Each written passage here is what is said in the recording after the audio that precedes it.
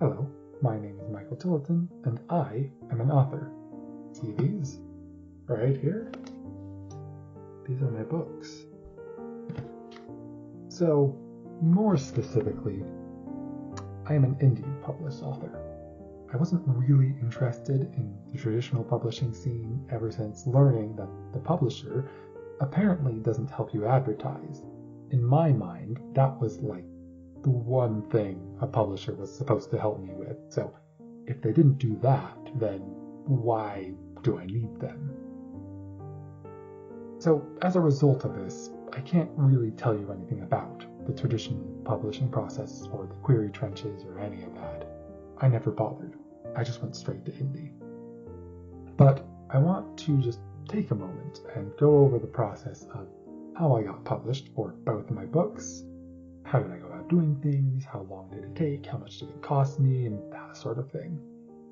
I followed mostly the same process for both of my books, but there were a few small differences that I'll talk about when I get there. In any case, let's get started.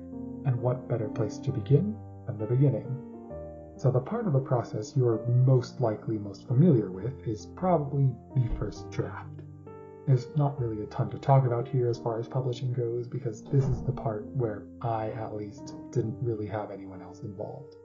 This was just me and my keyboard typing stuff out. When I finished my first draft, I basically just put it to the side for a while. I put a little note on my calendar that I was going to start editing after a month, and then went to work on something else in the meantime. Then, as you would expect, I came back a month later and started editing. Or maybe you would expect me to forget about it, but no, I did come back. The reason for this break is basically just to clear out recency bias. I always like something more the more recently I've experienced it, be it my own story or someone else's, and so putting the book to the side for a month just lets me come in with fresh eyes.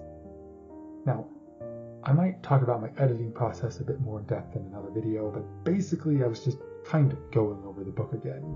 I read it over, marked anything I thought sounded weird, fixed grammatical errors, and that sort of thing. I would fix a lot of stuff as I went along, but if there was either a big problem that would take me a ton of time to fix, or I knew something was off about a given scene but just couldn't really put my finger on it, then I just left a comment for me to go over again later. With The Heart of the World, my first book, this one, I had a few changes that I went through at this stage. One chapter was cut in half, and an entire new chapter was added in as I changed the ending. Various little tweaks were made now that I knew the lore more soundly in my head and that sort of thing. I went through this process a few times through subsequent drafts. I didn't wait a whole month, though. It was at this point I asked for a peer review. This was just a friend of mine, nothing official. In return, I was reading through her second draft too, and we left comments and such. If you don't have someone to do this with, don't worry, it's not strictly readed. I didn't have a peer reviewer for Witch of the Scarlet Coven, and it turned out just fine. Those first few drafts were just all me. After that, I went through one more draft, hammered out things based on my friend's suggestions, and then came the first big financial hurdle: an editor. Editors are expensive, but they're also invaluable. There's not really any way around this. If you want to make a story that's worth its salt, you need an editor, period. The big problem that I found, though, is that it's hard to really know how good an editor is until you hire them, which, of course, given that they're also very expensive, is not the best combo.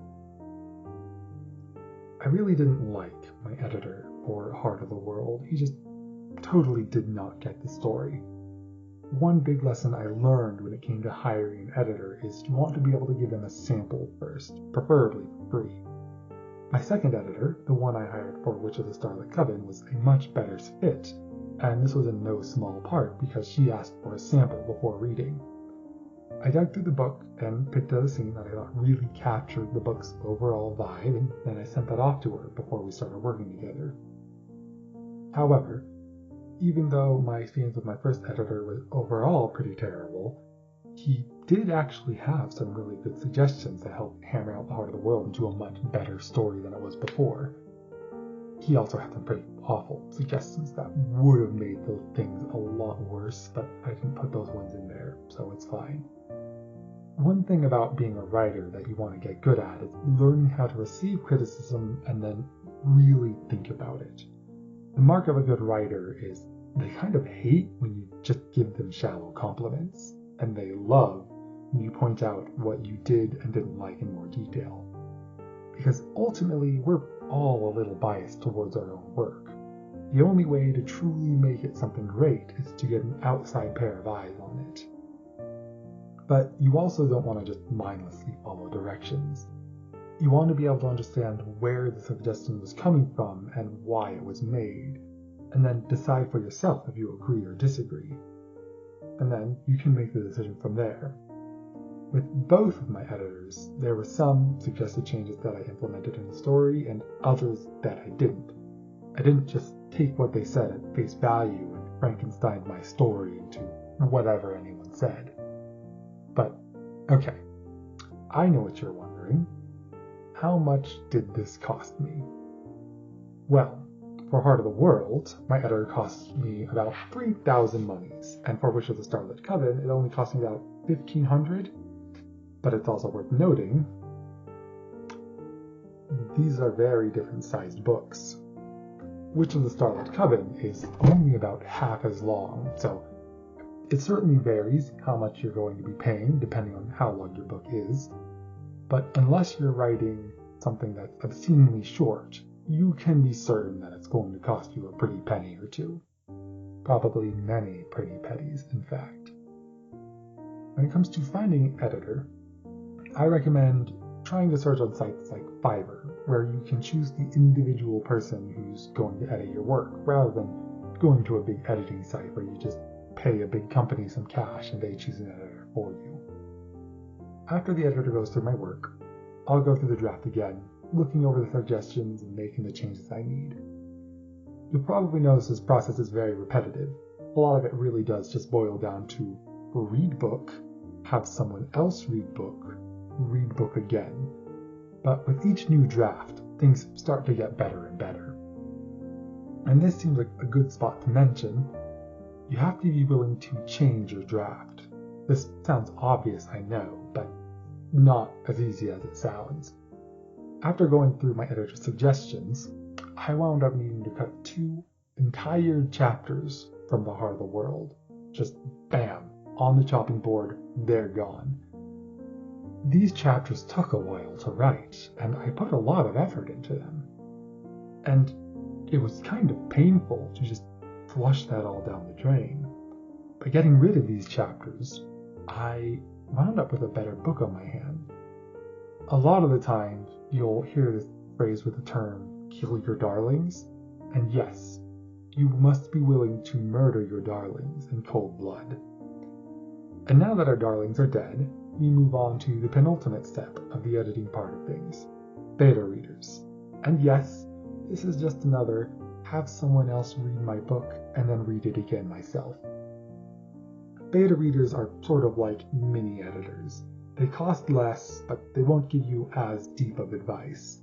For this reason, I find it's best to save them right for the very end when you have a document that's just about done. That way, you get a fresh pair of eyes on something approximating the finished version that won't cost you a fortune. It may just be because the beta readers I use, as I used the both for the same books, are really great, but this has always been my favorite part of the process. I don't remember the specific costs for my beta readers, but I remember it was only a couple hundred as opposed to a couple thousand. Now, there's one more thing I do right after hiring beta readers, and that's this time, when I go to read the book for myself, I read it out loud if possible.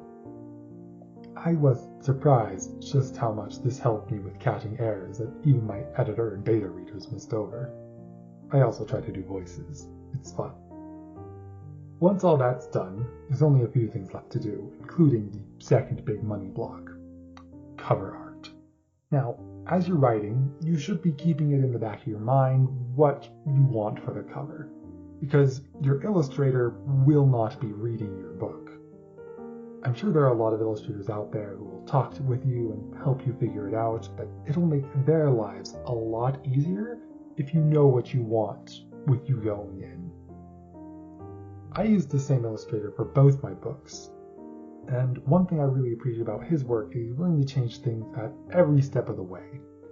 And I highly, highly recommend finding someone who's willing to do the same. And bear in mind, your illustrator's first draft isn't going to be flawless. They'll be going through several iterations just like you did for your book.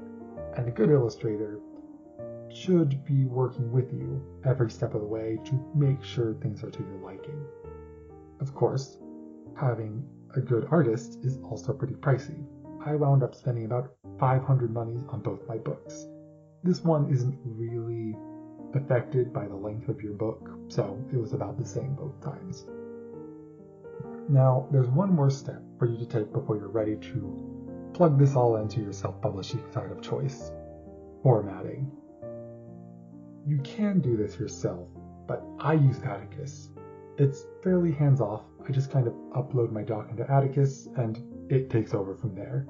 I have a few settings I can tweak, and there's a preview to go over everything, but it takes care of most things all on its own. If you go this route, though, it's worth noting your formatting options are less limited than if you were doing things by hand.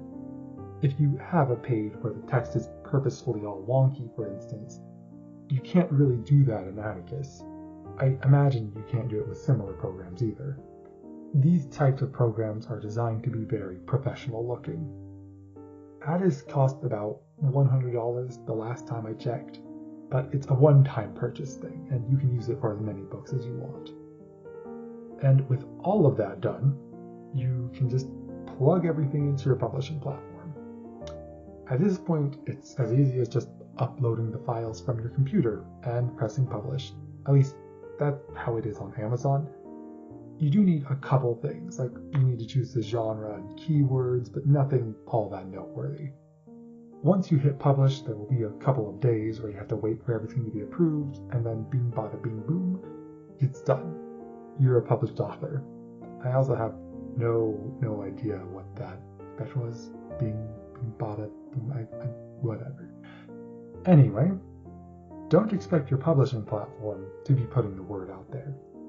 No matter what kind of author you are, traditional or indie, you're going to have to advertise on your own.